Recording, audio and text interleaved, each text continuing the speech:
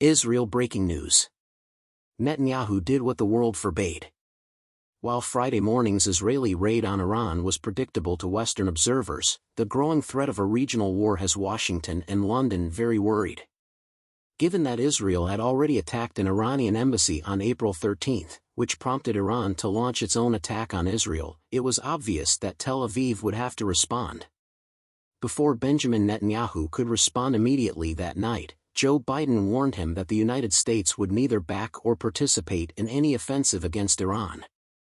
After his remarkably strong air defenses limited the Iranian strikes to a crippled plane and a battered airstrip, the president allegedly told the Israeli leader to take the win from the situation. Nobody on Mr. Netanyahu's team has taken that piece of advice seriously, though. Negotiations on the timing, nature, and location of Israel's military response have since ensnared the war cabinet. There were a few doves in the Israeli administration who felt the danger of going to war with Iran was too high. The situation would spiral out of control if either country launched a retaliation strike against the other. Tehran has threatened to do the same in the event of an attack on its territory. After months of Iranian support for Islamist proxy groups, the Israeli Hawks saw a direct missile and drone attack on home territory as an excessive provocation. Following Mr. Biden's and other G7 leaders and the UN's warnings, Mr. Netanyahu has now acted contrary to their wishes. In doing so, he has further incited an already hostile and unpredictable regional power whose nuclear capabilities are unclear. The fact that Tehran backs Israel's domestic opponents has kept the two countries at odds for a long time.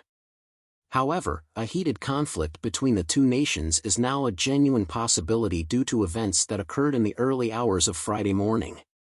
Two regional superpowers would go to war if Iran and Israel were to declare war on each other, as has happened in previous Middle Eastern conflicts. The U.S.-Israel relationship is another source of worry. Washington has been more skeptical of Mr. Netanyahu's Gaza approach and his readiness to attack Tehran.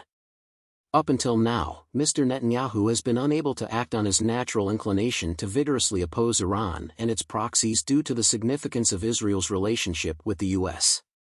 More than ever before, the entire Middle East is at danger of losing its peace. Officials in both Washington and Tel Aviv are now waiting for Iran to take some sort of action, in defiance of American and allied concerns about a potential regional conflict. Israel's ambassador to the United States insisted Wednesday that Israel must react to Iranian attacks on the country. After an Israeli assault earlier this month killed Iranian military officers, Iran responded on Saturday night by launching over 300 missiles into Israel. The country was spared damage and casualties as almost all the bombs were deflected by Israeli, Jordanian, and American defenses before they could reach their intended targets. This won't go away on its own. It cannot go unanswered, Israeli ambassador to the U.S. Michael Herzog stated in a Wednesday Fox News interview with Bret Baier. Why? Because if you remain silent, the Iranians will interpret your silence as a green light to attack any location in the Middle East or beyond without fear of retaliation. We shall reply, it is our duty to do so. The precise method we use is yet unknown.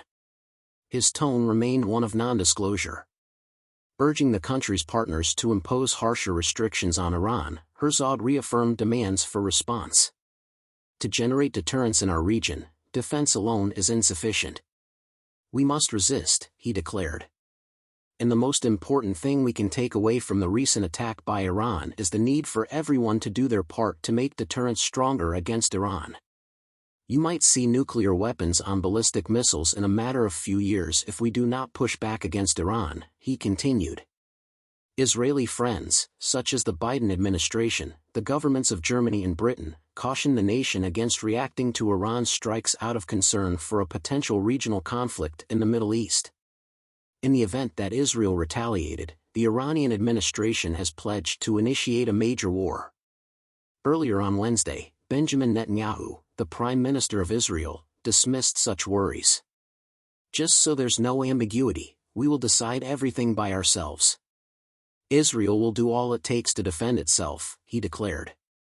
British Foreign Minister and ex-Prime Minister David Cameron voiced his support for Israel in an interview earlier Wednesday, while also calling for calm. This is a really worrying issue. In solidarity with Israel, we should stand firm. During our visit to Israel, it's right to have made our views clear about what should happen next, Cameron said, according to the Foreign Ministry office. To be sure, the Israelis are clearly deciding to take action. He further expressed his wish that they handle the situation in a manner that prevents it from getting worse.